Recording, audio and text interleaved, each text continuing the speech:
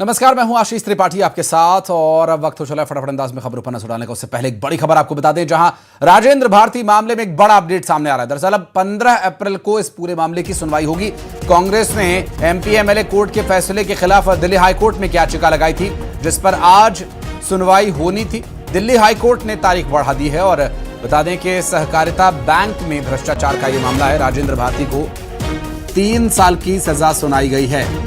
सजा के बाद विधानसभा ने भारती की सदस्यता को शून्य कर दिया था।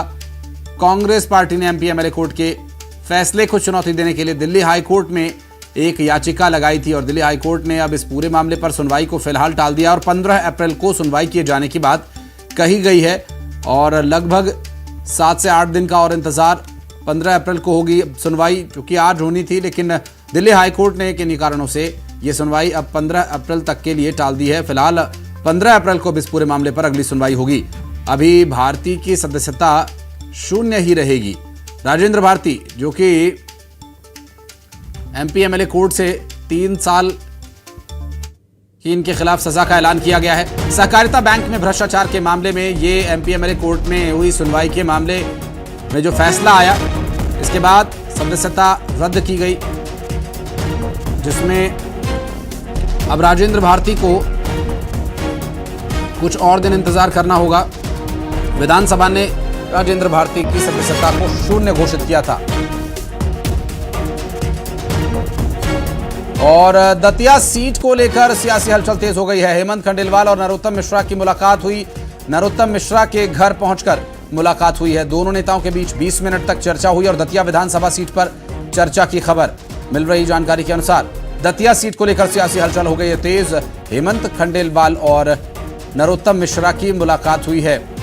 वर्तमान भारतीय जनता पार्टी के प्रदेश अध्यक्ष और पूर्व प्रदेश अध्यक्ष के बीच हुई मुलाकात की कुछ तस्वीरें इस वक्त हम आपको दिखा रहे हैं। हेमंत खंडेलवाल नरोत्तम मिश्रा से मिलने उनके घर पहुंचे और ये दतिया विधानसभा सीट के संबंध में चर्चा हुई, ऐसी जानकारी मिल रही है। भोपाल से आ रही एक बड़ी खबर आपको बता दें, दोनों नेताओं के बीच करीब 20 मिनट तक चर्चा हुई और दोनों नेताओं के बीच हुई बातचीत दतिया विधानसभा सीट के संबंध में है।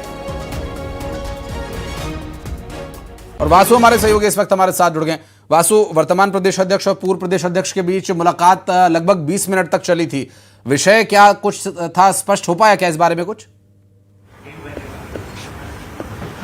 बिल्कुल, देखिए, भाजपा के प्रदेश अध्यक्ष हेमंत खंडेलवाल खुद पूर्व गृह मंत्री नरोत्तम मिश्रा के घर पहुंचे, उनके बंगले पहुंचे और वहां पर उनके साथ करीब आधे घंटे तक एक बंद कमरे के अंदर दोनों ही नेताओं के बीच मुलाकात हुई है। 2023 में जब विधानसभा के चुनाव हुए थे, राजेंद्र भारती ने नरोत्तम मिश्रा को हरा दिया था और वो फिर वहां से सिटिंग एमएलए थे। लेकिन बीते दिनों यानी कि 2 अप्रैल को जो एमपी एमएलए कोर्ट का फैसला आया, 27 साल पुराने बैंक एफडी घोटाले मामले में राजेंद्र भारती को 3 साल की सजा हुई। उसके बाद उनकी सदस्यता रद्द हो गई।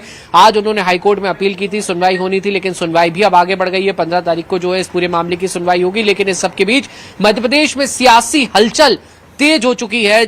जैसे ही सीट रिक्त घोषित हुई है, उसके बाद बीजेपी ने अपनी तमाम जो चुनावी जमावट है वो वहां पर शुरू कर दी है और नरोत्तम मिश्रा, अगर वहां पर उपचुनाव होता है तो संभवतः बीजेपी की तरफ से नरोत्तम मिश्रा ही वहां पर चुनावी मैदान में उतरेंगे और कई नेता बीजेपी के हों, कांग्रेस के हों या फिर जो सियासत के जानकार हैं, वो इस बात को कह रहे हैं कि नरोत्तम मिश्रा ने वहां पर अपनी जो तैयारियां हैं वो शुरू कर दी हैं और इसको नरोत्तम मिश्रा का मध्य प्रदेश की राजनीति में एक बड़ा कमबैक के तौर पर भी जो है वो देखा जा रहा है। नरोत्तम मिश्रा के पास एक बार फिर बड़ा मौका है, क्योंकि वो बड़े नेता हैं, दिग्गज नेता हैं और जब 2023 के चुनाव हो रहे थे, उस दौरान जब सीएम फेसेस की चर्चा होती थी तो उनमें 3-4 नामों में नरोत्तम मिश्रा का नाम जो है वो भी गिना जाता था। उसके बाद जब बीजेपी के प्रदेश अध्यक्ष नए बनने थे, तब वहां पर जो सियासी चर्चा होती थी तो उसमें पहले नंबर पर नरोत्तम मिश्रा का नाम आता था। लेकिन ये दोनों ही जो स्थितियां हैं वो नहीं बन पाई। नरोत्तम मिश्रा चुनाव हार गए, प्रदेश अध्यक्ष हेमंत खंडेलवाल को बना दिया गया। अब ऐसे में अगर दतिया सीट पर उपचुनाव होता है और वहां पर नरोत्तम मिश्रा अगर चुनावी मैदान में उतरते हैं और परिणाम अगर फेवर में आते हैं तो मध्य प्रदेश की सियासत में एक बार फिर से बड़ा फेरबदल जो है वो देखने को मिल सकता है। जी, तो तैयारियां वासु, जिस तरह से आप बता रहे हैं कि तैयारियां हो चुकी हैं और चूंकि दिल्ली हाईकोर्ट में भी एक याचिका लगाई गई है भारती की तरफ से, उस पर सुनवाई में अभी समय है और 15 तारीख तक के लिए सुनवाई फिलहाल टाल दी गई है, ये अपडेट मिल रहा है अभी भी।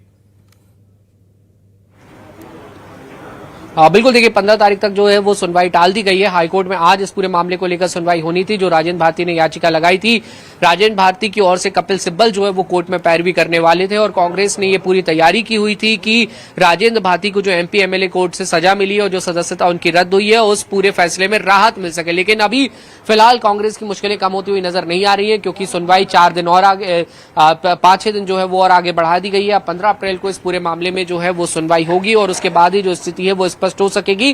क्योंकि देखिए ये सवाल सिर्फ दतिया की एक सीट का नहीं है, एक विधानसभा और एक विधायक का नहीं है। आने वाले समय में मध्य प्रदेश में राज्यसभा के चुनाव होने, उस लिहाज से भी कांग्रेस के लिए अभी एक एक विधायक और एक एक वोट जो है वो काफी ज्यादा महत्वपूर्ण हो जाता है। क्योंकि निर्मला सप्रे पहले ही बीजेपी का दामन थाम चुकी है। मुकेश मल्होत्रा राज्यसभा के चुनाव में वोट नहीं कर सकते, उनके जो सुप्रीम कोर्ट का निर्णय आया था उसके बाद से, और अब तीसरा झटका राजेंद्र भारती के रूप में कांग्रेस को लगा है। ऐसे में कांग्रेस और 15 तारीख तक का इंतजार अभी राजेंद्र भारती और कांग्रेस को करना पड़ेगा।